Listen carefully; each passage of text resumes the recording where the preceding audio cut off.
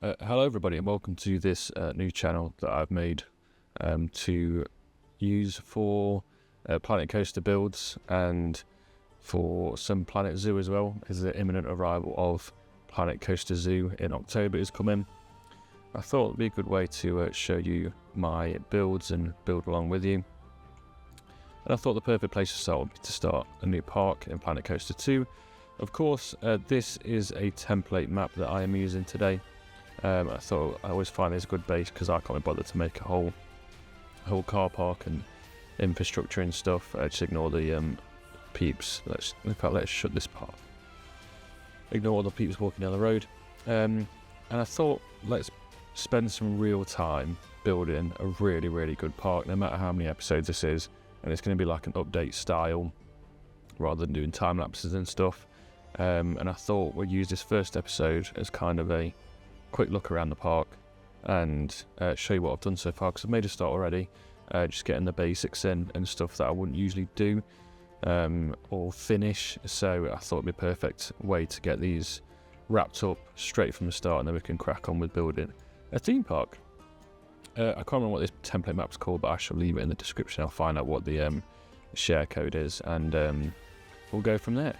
So we have a rather large well, a relatively big car park area here. There's 4 different sections, A, B, C, and of course a D. So as you fly through them, they're really nicely done, realistic enough. I move these over here so people can see where they park their cars. And also I have been working on, where should we start? Let's start this gift shop, parking payment area, and also the guest services. This is something I've spent a hell of a lot of time on. I'm very happy with. It's probably one of my favourite builds I've done, just due to the detail. I think it looks hyper realistic, and just the time I've spent doing this has been obscene. I probably spent 7 or 8 hours doing all of this today. I've had a day off, so I thought, what better way to spend it than doing this. So yeah, super simple building, but just added loads of details to bring it to life, loads of layers and stuff. And added these automated doors because I always forget to do big windows and big doors, which a lot of buildings have. It's got really nice up lighting and a lot of lighting, and same in here as well. I always struggle to fill out walls, and then I was like, a lot of places will just have advertising, wouldn't they? A lot of real parks like towers and stuff, if they don't have windows, they have advertising. This is going to be kind of a medium high budget park, something which I've not really delved into. It just means it's going to take a lot more time. I'm going to be doing a hotel and water park complex as well, nothing too crazy though. And I'm gearing it up ready for the new update next month in June, so I can do some parades and stuff. I'm not sure how often these episodes will be. It's just kind of as and when I've got time. Luckily I'm on a long weekend at the minute, so I can delve in quite a lot of time and hopefully get 2 episodes recorded and go from there. I thought this was a nice little addition, because a lot of parks will let you hire wheelchairs and mobility scooters for those less abled, and a nice little toilet block here just down by guest services, which I thought makes perfect sense. A nice little flower bed here, and this relatively ugly building is the kind of admin building. I've really made this into a polished and looked after area, because I think this is where business deals will be happening, so it would be one of the best looked after parts of the park without a doubt.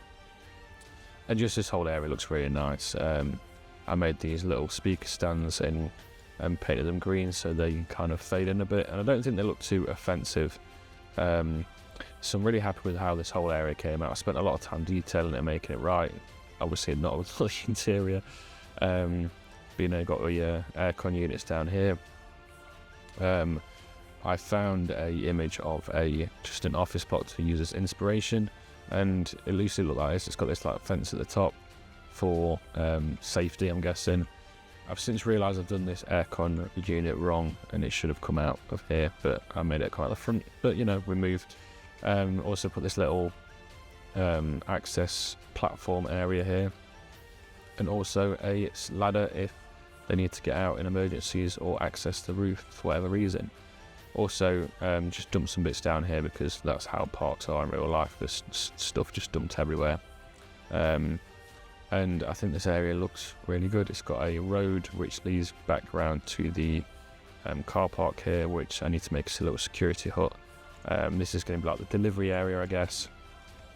And yeah, and this is also the back of the toilet and guest services block. I thought it'd be perfect to have as just like a staff area, which again leads onto that back bit. Bins, general stuff, a bit of a shed here which would have stuff in it, but it has a staff room in. So staff will walk down there, which I thought worked really well. Some coaster bits here, container, cherry picker, some stairs, nothing that's untoward. And also just loads of stuff just dumped in a corner and overgrown, which you would see in a theme park. I've lit it up as best I can and done this road barrier, which needs a bit of tweaking, but you know, I'm happy with this so far. So let's move over to the main entrance here. I was originally going to do the entrance over here, but it was all a bit cramped and didn't really work well, so I thought let's put it over here. And this part doesn't really have a theme as such, it's just going to be kind of loads of different worlds, but I thought since there's loads of different worlds, let's call this part Wonderworld. And you know, I'm sure plenty of people have done that name before, but it works.